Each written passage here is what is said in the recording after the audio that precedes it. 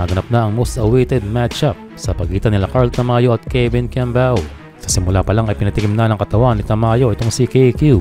Ayon sa coach ng Sono Sky Gunners ay sinadya niya talagang i-match up itong si Kiambao sa kanyang kababayan.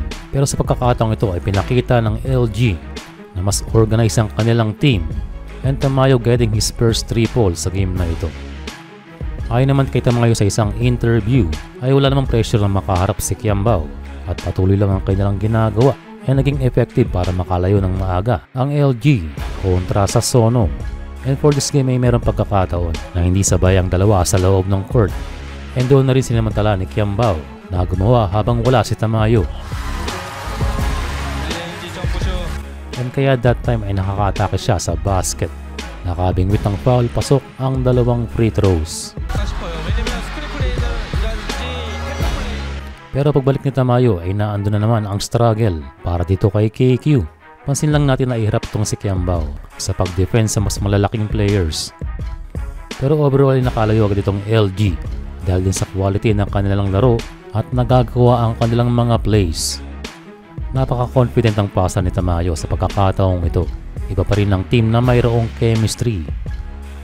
This time ay pinakitahan ni Tamayo itong si Kiambao.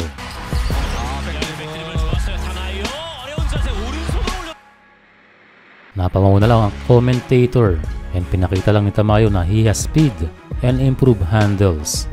Pero bumawi naman si KQ sa mga pasa sa game na ito.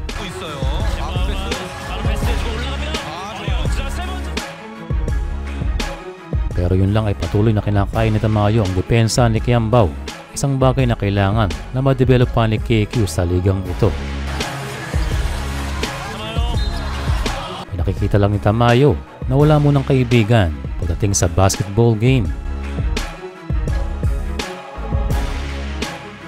Pagdating ng second half ay nanatiling consistent itong si Tamayo. Nakakuha ng mga importanteng puntos dahil humahabol ang team nila KQ.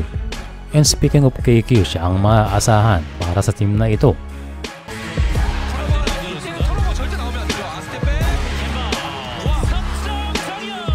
Katulad ditong isolation para kay Kiambao, dito maaasahan si KQ. Magte-take over yan kung kailangan at gagawa ng paraan para makascore. Yun lang ilang beses na hindi pinituhan ang mga potensyal na 3 free throws. Meron isang pumasok pero not counted. Isa lamang regular foul. Pero yun lang ay sumablay ang kanyang dalawang free throws. Nagtapos ang laro sa score na 91-79. Nanalo ang LG. Nagtala si Carl Tamayo ng 12 points and 4 assists, samantalang si Kevin Kiambao ay nakapagtala ng 15 points, 5 rebounds at 6 assists.